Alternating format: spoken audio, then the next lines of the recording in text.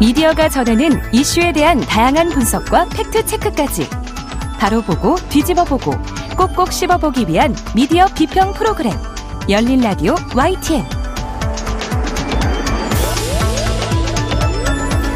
한 주간 뉴스를 꼭꼭 씹어보는 시간 미디어 비평입니다. 오늘은 김원경 뭉클미디어 인권연구소장과 이야기 나눠보죠. 소장님 안녕하세요.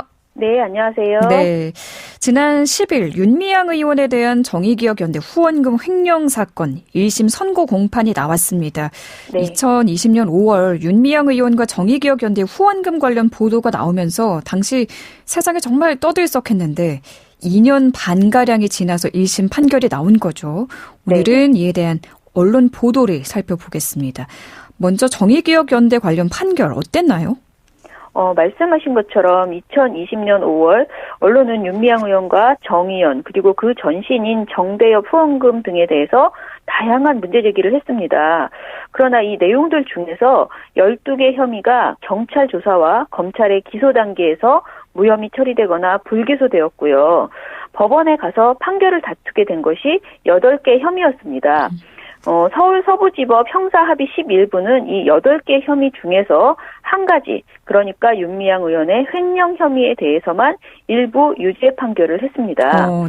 네, 저는 먼저 정의기억연대 활동과 관련된 내용부터 살펴보려고 하는데요.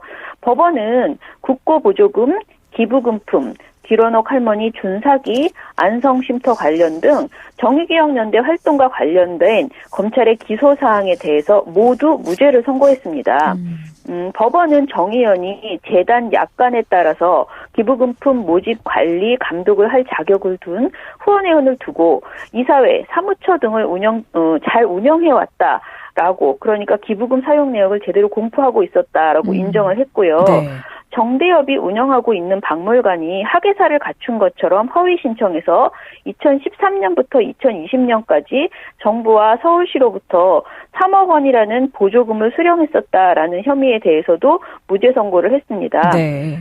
그리고 길원옥 할머니의 치매로 인한 심신장애를 이용하여서 여성인권상 상금 1억 중에서 7,920만 원을 기부하게 했다라고 하는 준사기 혐의가 있었거든요. 이것도 무죄였습니다. 안성쉼터 매입으로 정대협에 손해를 가하고 신고 없이 숙박업을 했다라는 혐의도 무죄가 나왔습니다. 다시 말하면 정의연이 기부받아서 한 행사사업 및 사업을 위한 재반 지출 등 증빙이 안 됐다거나 부풀려졌다거나 허투루 사적으로 썼다는 모든 의혹이 인정되지 않고요. 정의연의 활동이 정당한 단체 활동이었다라고 인정이 된 것입니다. 네. 함께 기소된 정의연의 전신인 정대협의 김 전 사무처장 역시 무죄로 판결됐습니다. 네, 8개 혐의 중 7개에 대해서 무죄 판결이 내려진 건데 네. 한 가지 일부 유죄 판결이 내려진 거는 어떤 건가요? 법원은 검찰이 주장한 윤미향 의원의 횡령의 1억 중에서요. 업무상 횡령 혐의로 1,700만 원만 인정을 했습니다. 이것도 자세히 들여다보면요. 2015년부터 2019년까지 단체 계좌로 총 41억이라는 기부금을 모집했는데요. 그중에서 1억 원을 윤미향 의원이 인출해서 유용했다라는 것이 검찰의 주장이었습니다. 예. 그런데 윤 의원이 10년 동안에 10,000원에서 또는 40,000원 이런 사이의 금액을 217차례에 걸쳐서 1억 원을 인출했다라는 주장인데요. 그중에서 8,300만 원에 대한 그 내용이 사진이나 영수증을 통해서 증빙이 되었습니다. 어떤 할머니 점심, 어떤 할머니 선물 또는 어떤 할머니 해외 로밍 등의 그 내용들이 증빙이 된 겁니다. 일단 윤 의원이 사비로 지출을 하고 그 금액을 나중에 정의연에서 이제 돌려받는 형식으로 지출이 됐던 것이래요. 네네. 그런데 영수증을 이게 워낙 지나간 일이니까요. 영수증을 아직도 찾지 못한 금액이 1,700만 원이었던 거예요. 이것만 유죄로 인정이 된 것입니다. 그리고 나머지 윤 의원에 대한 여러 혐의는 정 의원과 같이 모두 무죄입니다. 특히 검찰은 윤 의원이 2019년 1월 위안부 피해자인 김복동 할머니의 조의금을 모금한 것을 두고 기부금품법 위반이다라고 기소를 했거든요. 네. 그런데 재판부는 시민사회장까지 형사처벌의 영역을 확장해서 시민사회장 문화를 위축시키고 그 의미와 가치를 훼손하게 될 위험성이 있다라고 하면서 무죄로 판단을 했습니다. 네. 그리고 재판부에서는 도리어 윤미향은 지난 30년 동안 인적, 물적 기반이 열악한 상황에서도 정대협의 활동가로 근무하면서 일본군 위안부 문제 해결, 위안부 할머니들의 피해 회복 등을 위해 기여해 왔다라고 평가하기도 했습니다. 이번 재판 과정에서 윤 의원이 정 의원에 1억 원 넘게 기부했다라는 사실도 밝혀졌습니다. 네. 재판 결과를 놓고 보면 결국 2020년 5월 우리 사회에 공분을 샀던 그 많은 의혹 보도들이 대부분 사실이 아닌 의혹일 뿐이었음이 드러난 건데 언론은 이 부분에 대한 내용을 보도했을까요? 어땠나요? 예, 그 2월 10일부터 14일까지 윤미향 재판 결과에 대한 보도들을 좀 살펴봤습니다. 전체적으로 관련 보도는 7가지 무죄가 났다라는 것보다는 한 가지 유죄가 났다라는 것에 방점이 찍혀서 보도되고 있습니다. 좀 일축해서 그냥 1,700만 원 횡령 유죄 이렇게 보도하는 경향이 높다라고 말씀드릴 수 있어요. 사실 의혹을 보도할 때에는 거의 전 지면을 털어서 모든 스피커를 풀 가동해왔던 언론들이 자신들이 부풀려서 보도했던 그 많은 혐의에 대해서 재판에서 무죄가 나왔는데 그저 횡령 유죄라는 것만을 강조하면서 제대로 된 사과나 반성의 모습은 보이지 않고 있다라고 생각됩니다. 그렇군요. 네, 오히려 이 1,700만 원 횡령만을 붙잡고 계속 지적하는 그런 보도들이 눈에 띄는데요. 조선일보의 2월 11일자 사설 2년 5개월 끌다 면죄부성 벌금형 선고한 윤미향 판결에서는요. 파렴치 범죄라도 증거가 없고 법리에 맞지 않으면 죄를 물을 순 없다. 하지만 이 판결에 대해선 법원이 윤 의원 측 주장만 일방적으로 수용한 것 아니냐는 의문을 지울 수 없다라고 지적을 했어요. 그러면서 1,700만 원 횡령을 인정하면서도 벌금형만 선고한 것도 납득하기 어렵다. 일반 사기업에서는 1,700만 원 횡령은 가볍지 않은 범죄다. 더구나 위안부 할머니들을 위해서 시민들의 기부금을 받는 단체의 돈을 횡령했다면 더 엄격한 책임을 물었어야 한다라고 주장했습니다. 그리고 한국경제는 2월 10일자 사설 법원 위안부 할머니 후원금 횡령 인정 윤미향 의원 직 내려놔야라는 제목인데요. 이 사설에서 주목되는 것은 형량이 아니라 죄목이다라면서요.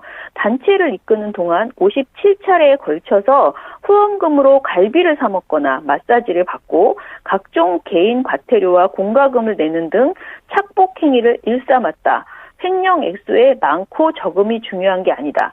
어떤 도덕 윤리 의식이길래 그런 돈에 손을 댈 수 있다는 말인가라면서 윤 의원이 사퇴해야 한다라는 주장을 내놨습니다. 매일경제와 문화일보도 횡령 유죄만으로도 사퇴해야 한다라는 비슷한 주장을 했습니다. 네. 이전의 보도는 어땠습니까?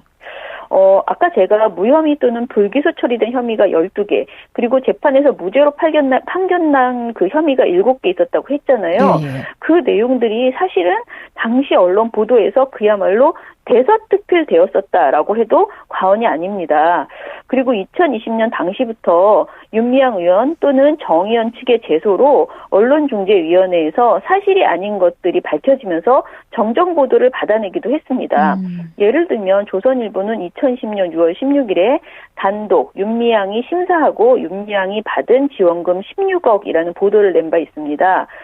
사실관계도 확인하지 않은 상태에서 윤미향 의원이 본인이 심사하고 본인이 그 지원금을 받는 대상자로 선정되어서 셀프 수령이 있었다라는 보도였습니다. 이 내용은 언론중재를 거쳐서 조선일보와 조선비지가 정정보도를 냈고요. 중앙일보는 제목을 수정하고 정정보도문을 게재했습니다.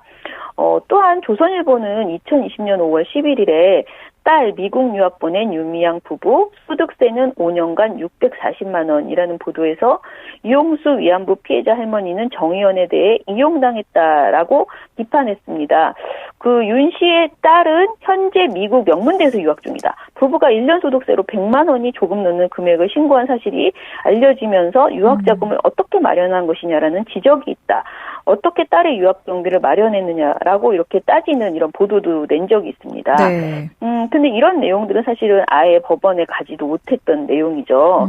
한국경제는 2020년 5월 12일에 정의기억연대의 수상한 술값이라는 보도에서 맥주집에서 하루에 3,300만 원을 썼다라고 보도하기도 했습니다. 이 또한 명백한 오보로 밝혀졌어요. 네. 맥주집에서만 쓴 게 아니라 2018년 후원 행사 총 비용을 그 회계 보고를 쓸 때 인터넷 양식에 맞춰 쓰다 보니 한 곳에 다 지출한 것으로 썼는데 그것을 보고 이렇게 보도를 했다라고 합니다. 그렇군요. 네. 언론의 기능이 권력을 감시하고 사회 비리와 범죄를 취재하는 건데 사실 확인이 명확하게 되지 않은 과도한 의혹을 제기하는 거는 문제가 있어 보이거든요. 어떻게 봐야 할까요?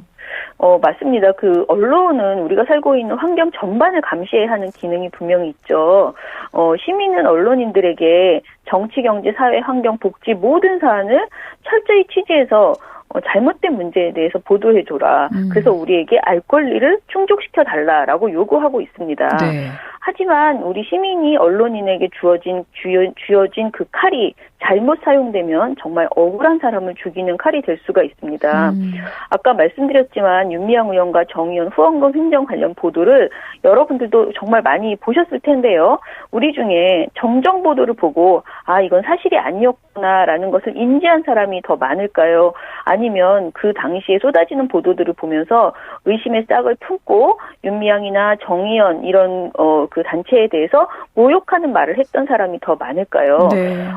게다가 정정보도 신청을 하기에는 애매한 그야말로 의혹만 던져주면서 비판하는 시사 토크쇼나 칼럼과 사설은 더 많았었습니다.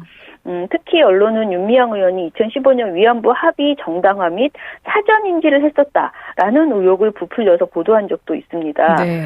이처럼 마녀 사냥식 보도, 무차별적인 비난, 그리고 사생활이란 것이 완전히 까발려지는 그런 내용들이 언론을 통해서 계속 이어졌는데요.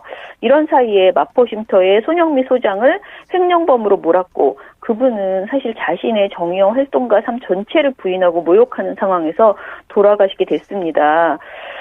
게다가 이것은 윤 의원이나 손영미 소장 등 개인에게만 피해를 주는 보도는 아니었다라고 생각해요. 이때 당시의 보도들은 시민사회 운동에 대한 어떤 그 검찰과 언론의 총공격이었다라고 생각되고 그 결과 그 도덕성을 바닥으로 끌어내려서 운동가들이나 시민단체에 대한 그 국민의 불신을 극대화시키는 효과를 낳기도 했습니다. 저는 이런 보도는 개인에게도 정말 나쁜 보도였지만 사회에 큰 피해를 입혔던 보도가 아닌가라고 생각이 듭니다. 네, 보도하기 전에 사실 확인이 선행돼야 한다라는 건 기본인데 네. 암만 이 오보를 냈다가 정정 보도를 하면 뭐하나 이런 생각도 들고요. 네. 적어도 이렇게 잘못된 기사를 내서 언론 재판하게 되는 상황은 없어져야 할 텐데요. 예, 그렇습니다. 오늘 제가 윤미향 의원과 정의연에 대한 후원금 횡령 재판 결과 보도를 이야기하면서 불쑥 든 생각은요.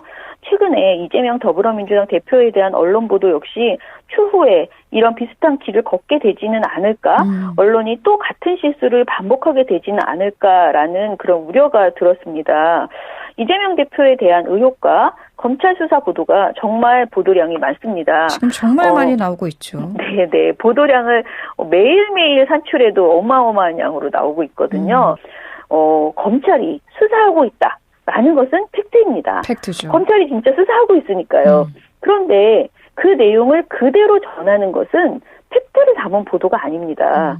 언론은 검찰이 내놓은 그런 내용들을 더 캐묻고 따져봐야 하고요. 그리고 언론이 검찰 이상의 정보력을 갖지 못해서 더 이상의 취재가 불가능한 경우도 있잖아요. 네. 그런 경우에는 최소한 이것은 경찰이 내놓은 혐의일 뿐이다. 의심일 뿐이다라는 것을 명확히 밝히고 보도 수위를 조절해야 하고 보도량도 자제해야 마땅하다고 생각합니다. 검찰은 뭐뭐라고 보고 있다. 검찰이 뭐뭐라고 판단했다라는 문장으로 점철된 전형적인 검찰 받아쓰기 보도 양태가 이렇게 계속되는 것은 분명 정상적인 저널리즘은 아니다라고 생각되고요. 무엇보다 이런 보도를 접하는 시민은 은연중에 계속 검찰의 의심과 수사 중인 내용들이 확정된 사실인 것처럼 그렇게 받아들이게 됩니다. 이것은 저는 사회적인 굉장히 피해라고 생각을 합니다. 네, 언론의 이른바 검찰 받아쓰기 보도 양태에 대해서 따끔하게 지적해 주셨습니다. 주셨습니다. 오늘 말씀 여기까지 듣도록 하겠습니다. 고맙습니다. 감사합니다. 네, 지금까지 김원경 뭉클미디어 인권연구소장과 함께했습니다.